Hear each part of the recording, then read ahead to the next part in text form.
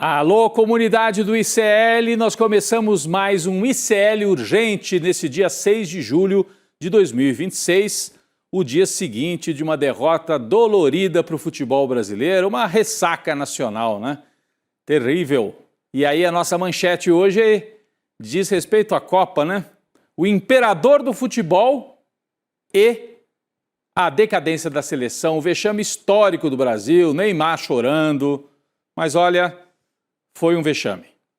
A gente vai começando esse programa que vai falar da Copa, mas vai falar também das notícias do Brasil e do mundo relacionados à política, à economia, aos outros temas, né? Porque o mundo não para, a Copa continua. Na atualização das notícias, mais uma vez, a Laura Couto com a gente. Tudo bom, Laura, apesar dessa derrota sofrida? Aliás, Laura, agradecendo a espetacular audiência do nosso programa de sexta-feira, né? No offline, passou de 300 mil visualizações, agradecendo aqui o nosso público. Mas boa segunda-feira para você, Laura. Vamos tentar, né, ser uma boa segunda-feira. Boa tarde, Rodrigo. Boa tarde a todo mundo que está nos assistindo. Foi um vexame mesmo. Hoje, na redação, estava todo mundo revoltado, porque o jogo foi muito chato de assistir. Essa é a verdade, né, Rodrigo? Mas vida que segue. Agora vamos focar nas eleições. A gente vai falar um pouco de futebol hoje no nosso programa também. Queria convidar todos os nossos espectadores a participarem da nossa enquete lá na sala do ICL Urgente, no Papo Legal. É só você acessar na internet. A nossa enquete de hoje é sobre Copa do Mundo. Olha só, a pergunta é: o que você achou da eliminação do Brasil? E nós temos 3 opções. A primeira opção é: foi cedo demais, não chegamos nem nas quartas. A segunda opção é: já sabia, essa geração é de perdedores.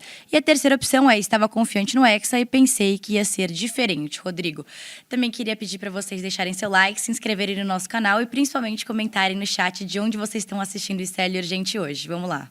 Pois é, para mim foi dolorido, acho que para todos, especialmente para os mais novos, né, Laura? Você, por exemplo, nunca viu, né? O Brasil ser campeão, não viu ainda, é uma pena. Não. Mas quem sabe, quem sabe. Eu, quando era garoto, também ficava naquela, a Copa de 70, que foi legal e tudo, e demorou para conseguir, né, a minha geração ver um título, mas veio em 94, com a turma do Romário, Bebeto, Dunga, etc., né? Quem sabe, quem sabe. Mas a impressão que a gente tem é que a decadência é forte. Infelizmente. Sigamos adiante. A ressaca da derrota. A notícia que ninguém queria dar é essa, né? O Brasil eliminado nas oitavas de final. Não chegou nem às quartas de final, como nas últimas 2 Copas. O time treinado pelo italiano Carlo Ancelotti perdeu por 2-1 para a Noruega, como você sabe. Perdeu o pênalti logo no começo do jogo. Perdeu oportunidades em série de abrir o placar. E depois, lá para o fim do jogo, depois dos 30 minutos, apareceu a força de Haaland, 2 gols em sequência. O Brasil ainda descontou com o menino Neymar, que se despediu de forma melancólica e, eu diria, cometeu impropriedades, um cabeça de vento, para não dizer outra coisa, né? Para ser educado, um cabeça de vento, o Neymar. Daqui a pouco a gente vai trazer mais sobre isso. Laura, traz os detalhes aí para a gente, depois eu vou comentar um pouquinho. Laura. Rodrigo, eu não sou especialista em futebol nem nada, mas pessoalmente aqui nos meus 2 centavos de opinião, parecia que os jogadores brasileiros estavam jogando pepolim, né? Eles estavam só tocando a bola de um lado para o outro. O jogo do México contra a Inglaterra, por exemplo, que rolou horas depois, foi muito mais emocionante. Mas enfim, essa Copa que aconteceu agora, o Brasil quebrou diversos recordes, só que recordes negativos. A seleção brasileira não caía tão cedo em uma Copa desde 1990, quando foi derrotado pela Argentina do Diego Maradona. Além disso, no jogo contra a Noruega, o Brasil teve só 34% de posse de bola contra 66% dos nórdicos. Esse também foi um marco histórico porque essa foi a pior posse de bola da seleção desde 1966. Agora o Brasil vai para a Copa de 2030 com um jejum de 28 anos sem título, que também é outro recorde, o maior desde que o Brasil conquistou o primeiro título mundial em 1958. E aí, nessa Copa, o Brasil fez 5 jogos, marcou 10 gols, sofreu 4. E eu e o Bruno aqui vamos continuar vivendo sem nunca termos visto o Brasil ser campeão da Copa do Mundo, Rodrigo. Terrível. Porque se você fizer bem a conta, né?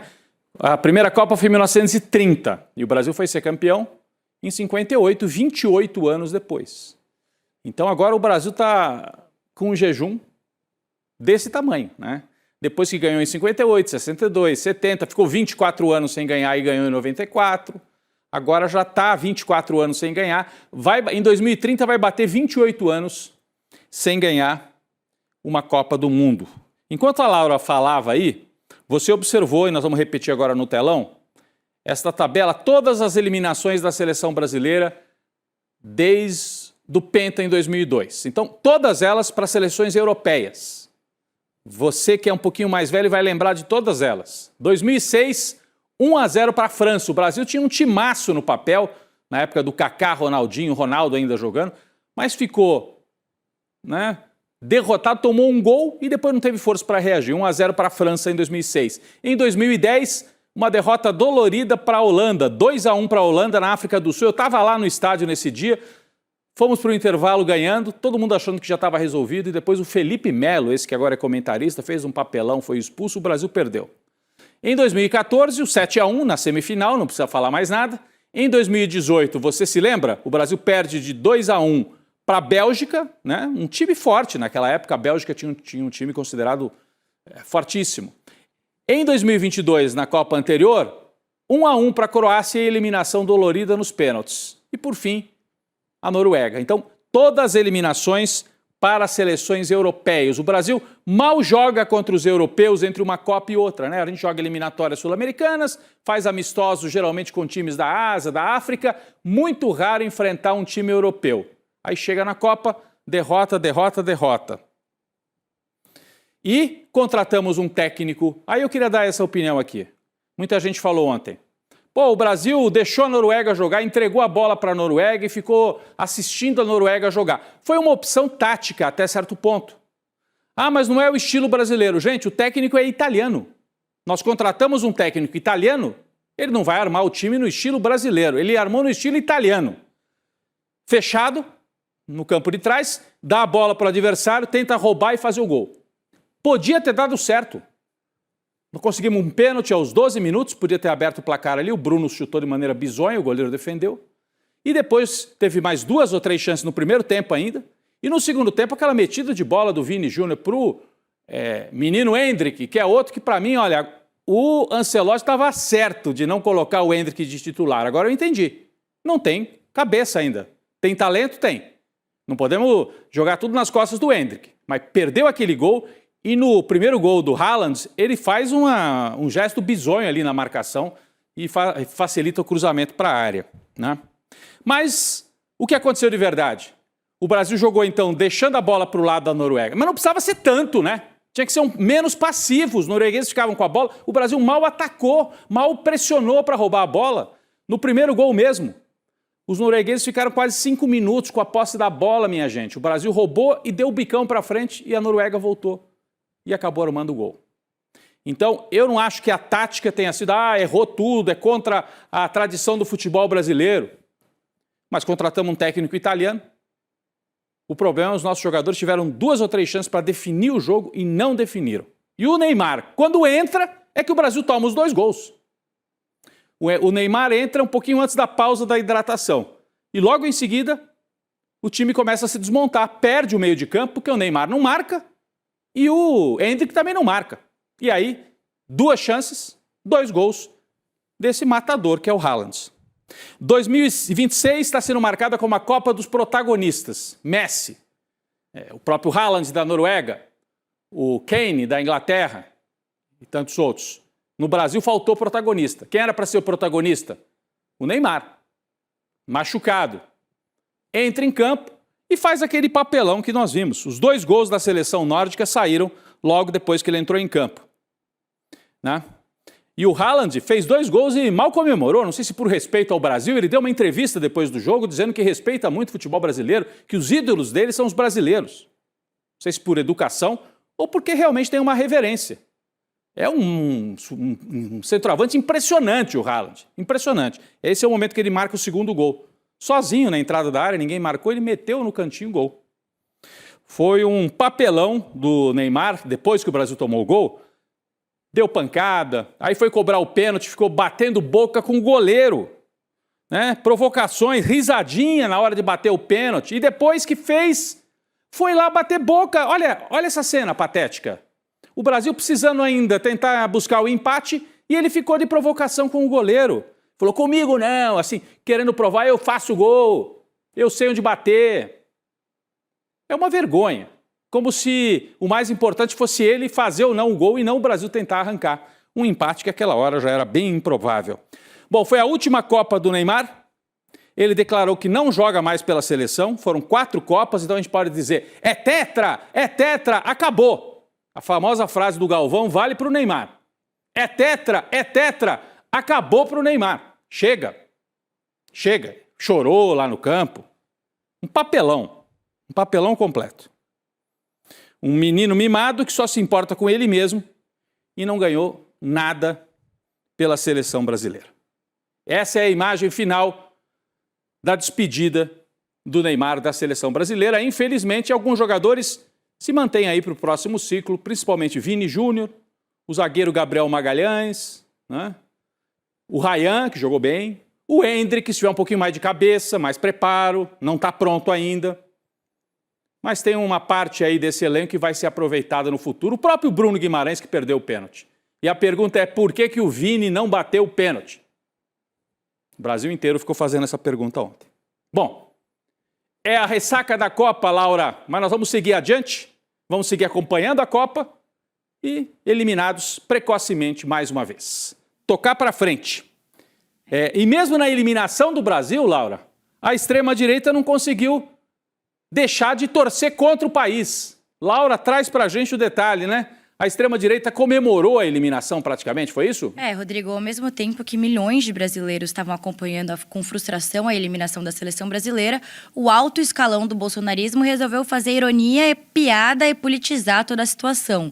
Nas redes sociais, o líder do Partido Liberal na Câmara, o deputado Sóstenes Cavalcante, ele disse o seguinte: Praga, o pênalti foi aos 13 minutos. Resultado, perdeu. KKKKK. Em referência ao momento em que o goleiro da Noruega defendeu o pênalti cobrado pelo jogador Bruno Guimarães. Quem também não aguentou ficar quieto foi o ex-deputado cassado, o Eduardo Bolsonaro. Nas redes sociais ele fez a mesma piada que o Sóstenes, só que dessa vez com uma imagem reforçando o tempo de jogo, 13, em que o camisa 8 desperdiçou a penalidade. Rodrigo. Falando em extrema-direita, Laura, o Brasil passou aí uma certa vergonha com essa eliminação. Méritos também da Noruega, do Haaland, de um time bom. Não é um time fraco, não. Um time bom da Noruega. Mas olha, o que está acontecendo nessa Copa dos Estados Unidos, pela interferência do Donald Trump, é inacreditável, né? A pedido de Trump, a FIFA anunciou a suspensão do cartão vermelho aplicado pelo árbitro brasileiro Rafael Claus ao atacante Balogun, que é o melhor jogador dos Estados Unidos. Eu vou virar aqui para a gente dar uma manchete aqui na tela. FIFA anulou a expulsão do jogador após pedido ou ordem dada pelo Trump. Ele foi punido naquele jogo Estados Unidos e Bósnia, o Balogun, por uma entrada violenta. Eu acho que mereceu o cartão vermelho, mas isso no futebol tem sempre discussão. Acontece que foi dado o cartão, ele saiu de campo e é uma regra básica. Tomou o vermelho, próximo jogo está fora. O que aconteceu? A FIFA anunciou que o cartão foi retirado por um período de 1 ano e caso haja reincidência, a sanção será reativada.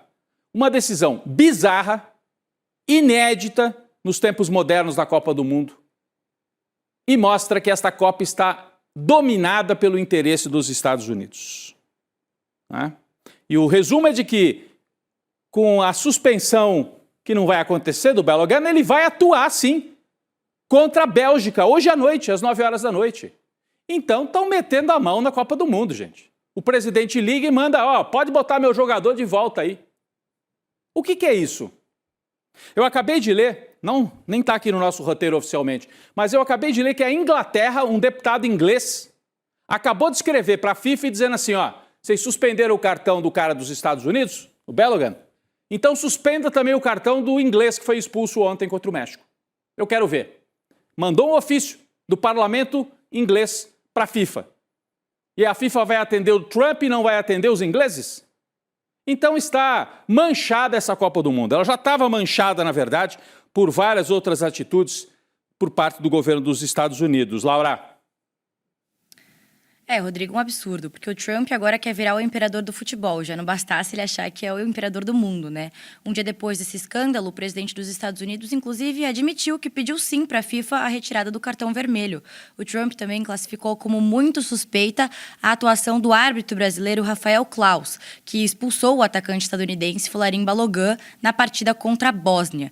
Antes disso, o ICL Notícias já tinha antecipado que a Casa Branca chegou a montar um dossiê contra o Claus, com o objetivo de mostrar aí inconsistências do árbitro ao longo da carreira dele e assim pressionar a FIFA para agir contra o brasileiro.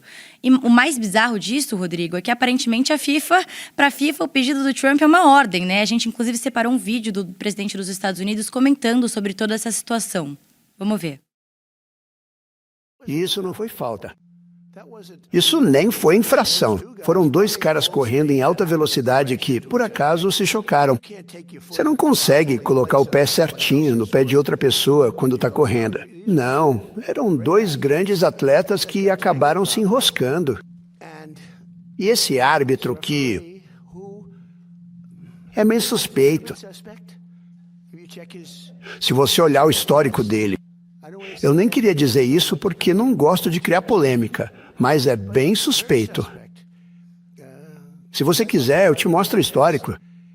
Ele marcou uma coisa que ninguém acreditou, sabe? Até o pessoal do outro lado falou, demos sorte. Sim, eu pedi uma revisão pela FIFA. Conversei com um cara muito respeitado. Então ele admitiu que fizeram um dossiê sobre o Rafael Claus, árbitro brasileiro, que ele é suspeito, e que pediu para a FIFA e a FIFA suspendeu o cartão. Isso é inacreditável, inaceitável e mancha completamente a sequência da Copa do Mundo. A UEFA, a entidade que comanda o futebol europeu, criticou a decisão, diz que a medida cruzou a linha vermelha da justiça numa organização esportiva, num evento esportivo. A Federação Belga, adversária dos Estados Unidos de hoje, também afirmou estar perplexa com a liberação do atacante Balogun para atuar nesta segunda-feira. Vale lembrar que Infantino, o presidente da FIFA, tem se mostrado um completo subordinado ao Donald Trump. Ele aceitou constrangimentos impostos a várias delegações, quase todas da África ou do Oriente Médio, e aceitou a exigência para que o Irã não pudesse ficar hospedado nos Estados Unidos durante a Copa. Teve que dormir no México, o que tirou também a equidade, possibilidade do Irã descansar melhor depois das partidas e foi eliminado na primeira fase. É inacreditável e mancha completamente essa Copa do Mundo. Bom, falando ainda de Estados Unidos, quem é que foi para lá de novo, hein? Adivinhe. Flávio Bolsonaro. Eu acho que ele é candidato a governador do Mississippi e não a presidente do Brasil, porque ele só vai para os Estados Unidos. Ele está igual o Romário, né? Esqueceu que é senador, tá lá passeando. O Filho 01 se prepara para participar amanhã de uma audiência pública convocada para discutir o tal do tarifaço imposto pelo Trump e que foi um pedido dos irmãos Bolsonaro para ferrar a economia brasileira. Só que ele percebeu que pegou mal nas pesquisas e agora vai participar dessa audiência para tentar falar, veja bem, eu não queria tarifaço agora, dá para tirar o tarifaço, deixar para depois das eleições? É mais ou menos isso que ele vai fazer nos Estados Unidos, Laura. Ou ele vai descansar também, né? Porque dizem que está estressado, Laura. Rodrigo, a participação do senador Flávio Bolsonaro na audiência está prevista para as 10 horas do horário de Washington, onde ocorre esse evento, ou seja, às 11 da manhã no horário de Brasília. O Filho 01 do Bolsonaro, ele se inscreveu na sessão depois de receber uma negativa do secretário de Estado dos Estados Unidos, o Marco Rubio. O que aconteceu foi que, em resposta a uma carta do Flávio, o Rubio ignorou o pedido para postergar as tarifas para depois das eleições e só sugeriu que o Flávio se inscrevesse na audiência, assim como qualquer outro cidadão poderia fazer. Segundo Flávio, o objetivo dele é pedir nessa audiência que os dois países busquem uma solução negociada para o impasse comercial.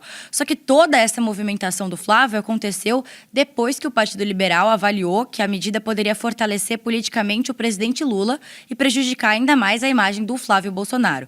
E a decisão do governo norte-americano sobre essa adoção ou não da tarifa é esperada até o dia 15 de julho, Rodrigo. Laura, pode ser uma manobra, sim, do Flávio combinada com o Trump. Fez aquela carta pedindo para retirar as tarifas, participa da audiência. Depois de 2, 3 dias, o Trump pode dizer, eu ouvi bem lá o pedido desse Flávio e vou segurar o tarifaço um pouquinho. Para o Flávio tentar melhorar a popularidade aqui no Brasil. O outro aliado dele lá nos Estados Unidos, o tal de Paulo Figueiredo, que é neto do ditador João Figueiredo, desistiu de participar das audiências públicas sobre o tarifaço. Ele achou que não é um bom momento para ele, Paulo Figueiredo, já que está com a imagem muito queimada depois de ter atacado as mulheres brasileiras. Diz que mulher não sabe votar. É esse aqui, se você não lembra a cara dele, Paulo Figueiredo. E ele ia participar dessa audiência pública sobre o tarifaço, também desistiu, dizendo, não, nesse momento é melhor deixar só o Flávio, porque ele que é o candidato a presidente, eu não vou participar desse evento. Do lado do governo brasileiro, do governo Lula, Laura, rolou aí uma decisão de última hora de mandar o pessoal técnico para acompanhar também esta audiência que vai acontecer amanhã e da qual o Flávio Bolsonaro vai participar. Laura. A audiência, na verdade, começou hoje, então o governo brasileiro ele decidiu de última hora enviar representantes da Embaixada do Brasil em Washington para participarem aí dessa audiência que começou hoje e vai se estender até amanhã. A ordem dada pelo Planalto foi a seguinte: os enviados estão apenas lá na condição de observadores, então eles não devem realizar nenhuma fala ou nenhuma interferência ali durante a audiência. Então a ideia é só ouvir os argumentos apresentados durante o encontro, principalmente do Flávio e dos norte-americanos, mas sem nenhuma mudança na estratégia de negociação com as autoridades norte-americanas. O governo não se inscreveu para participar, para ter uma fala, e a justificativa foi de que o Brasil tem um canal de diálogo direto com a gestão do Donald Trump para tratar sobre as tarifas, então não teria sentido se inscrever para falar, Rodrigo. É isso. Então a gente tem duas táticas aí. O Flávio tentando limpar a própria imagem, participando dessa audiência. A Laura explicou melhor. São 2 dias de audiência, né? Começou hoje. É que o Flávio Bolsonaro vai participar amanhã. E o governo brasileiro está com o pessoal técnico ali da embaixada acompanhando essas reuniões, né? O debate técnico sobre esse tal desse tarifaço, que não é técnico, é político, mas tem um lado técnico, né? Negociar caso a caso e tal. O governo brasileiro mandou um documento para a Casa Branca, né? A gestão do presidente Lula argumenta que o Brasil possui um regime jurídico sólido, inclusive para erradicar o trabalho forçado. Porque um dos argumentos do Trump para baixar o tarifaço, ele disse, não, veja bem, o Brasil tem trabalho escravo, mas o Brasil tem entidades e instituições para combater o trabalho escravo e não são os Estados Unidos que vão dar ordem aqui de como é que nós vamos fazer isso, né? Aqui está a manchete na tela, o Brasil deve argumentar que os Estados Unidos ignoram as evidências e são arbitrários nesse tarifaço, que usa a questão do trabalho forçado como uma desculpa. Eles não estão preocupados nem um pouco com isso. Estão querendo impor sanções ao Brasil. O governo diz que a imposição de tarifas levaria a custos econômicos também para os consumidores estadunidenses. Seria um tiro no pé lá também para os Estados Unidos. Bom, o Flávio está lá tentando se virar nos Estados Unidos para reverter essa imagem ruim que ficou para ele no caso do tarifaço. Mas ele parece aquele garoto mimado, né, que só faz o que quer. Ele resolveu contrariar o presidente do Partido Liberal, Valdemar Costa Neto, num outro tema. O Valdemar aconselhou o Flávio a parar de falar mal do Lula, como uma estratégia mesmo. Qual que é o entendimento do Valdemar? O Lula já bateu no teto de rejeição. O Lula tem ali 40%, 45% de rejeição. O Valdemar disse para o Flávio, em vez de falar mal do Lula, fala bem de você. Mostra que você tem condição de ser um líder do Brasil. Mas o Flávio Bolsonaro não se segura. Disse mais uma contra o Lula, abre aspas. Enquanto o atual presidente manda dedo do meio para o povo brasileiro, eu vim a Washington defender os brasileiros. Então ele não se aguenta, ele só fala do Lula e não fala dele.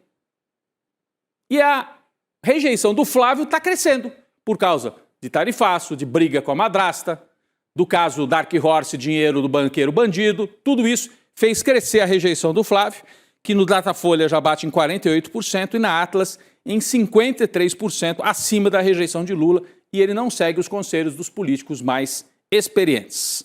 O Valdemar segue tentando também, Valdemar Costa Neto, colocar panos quentes na negociação com a Michele Bolsonaro, naquela briga Michele contra Flávio. O presidente do PL não desistiu de batalhar pela candidatura dela ao Senado pelo Distrito Federal, porque ela, na semana passada, disse, olha, tá tão feia a coisa que eu vou largar de mão. Eu não quero nem ser candidato ao Senado.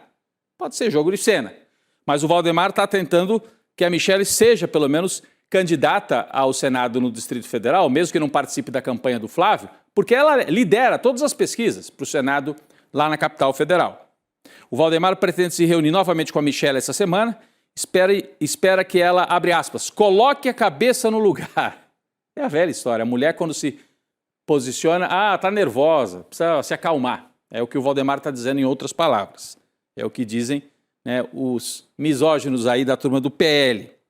No último encontro entre os dois, a Michelle cogitou até mesmo a possibilidade de se desfiliar do partido, e a Laura traz outras informações sobre esse embate que já dura algumas semanas, Laura. Rodrigo, o Valdemar Costa Neto, ele pretende se reunir com a Michelle até o final do mês de julho, que é antes do prazo final aí de registro de candidatura.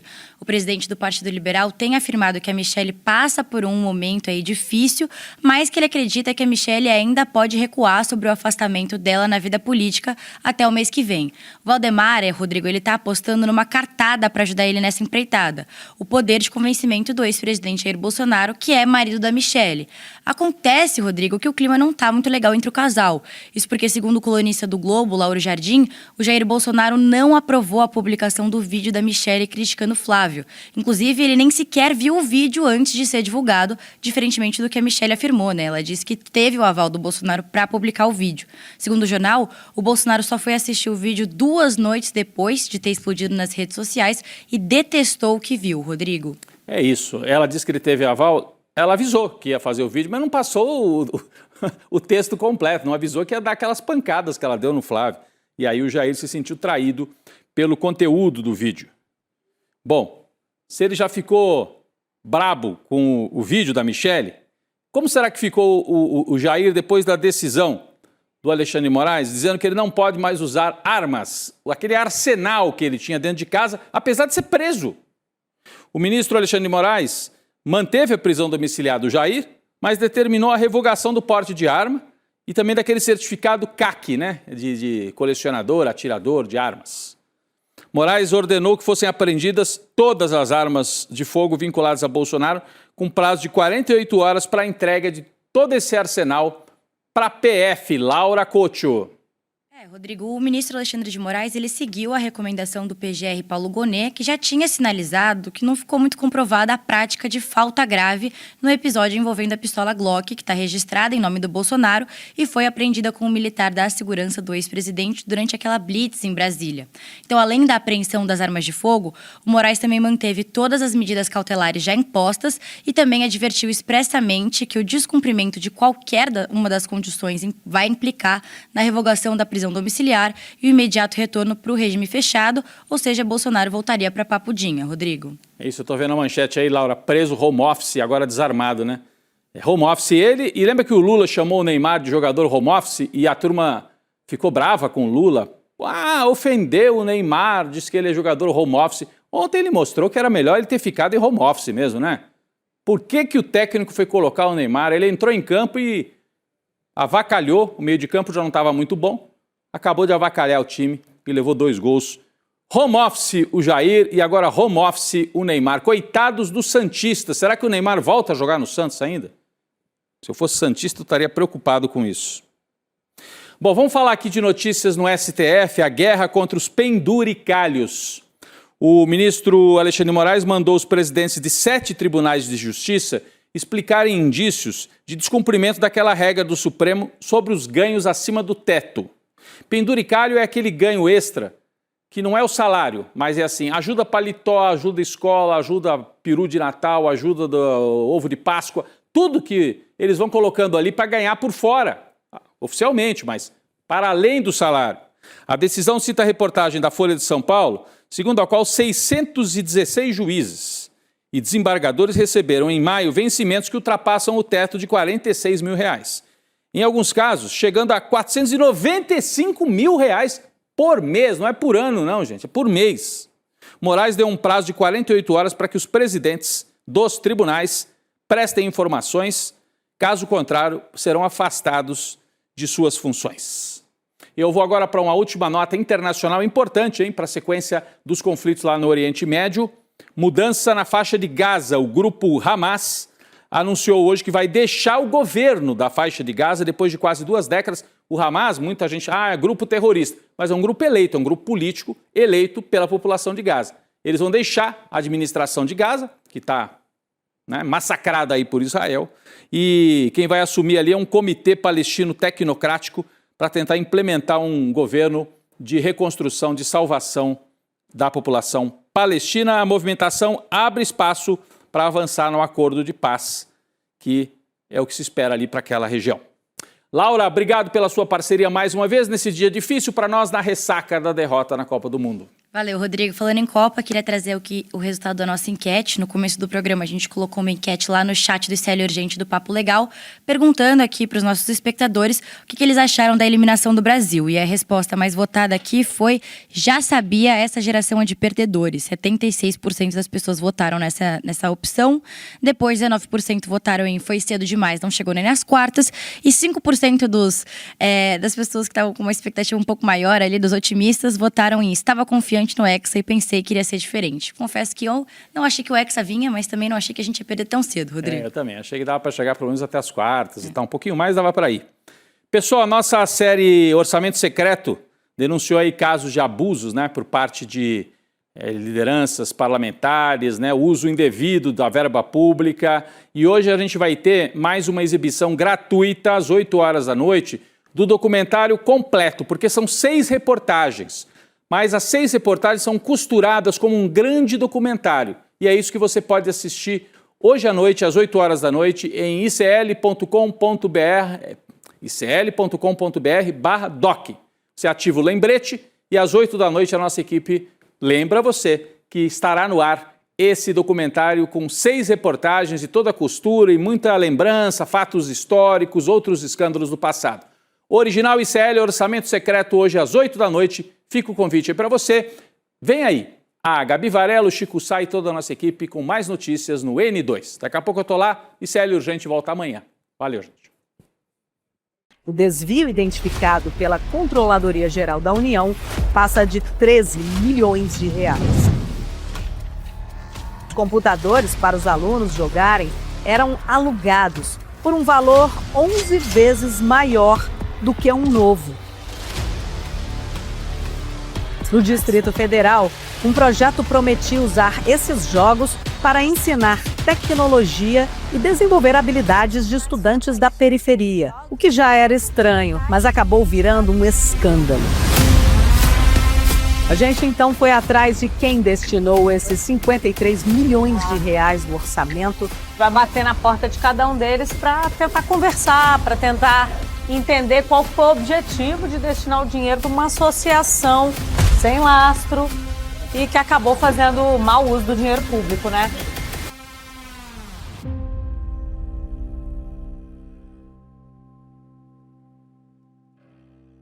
Já conhece o Papo Legal? O mais novo espaço de conversas do ICL, onde você acompanha os assuntos que estão em alta e participa dos debates em tempo real. Aqui você encontra salas sobre política, cultura, notícias, tecnologia, esportes e muito mais. Além de conversar com outros membros da comunidade, você também pode interagir com jornalistas e comentar os principais acontecimentos do dia. E para não perder nenhuma novidade, ative as notificações Push. Quando aparecer a solicitação do navegador, clique em Permitir.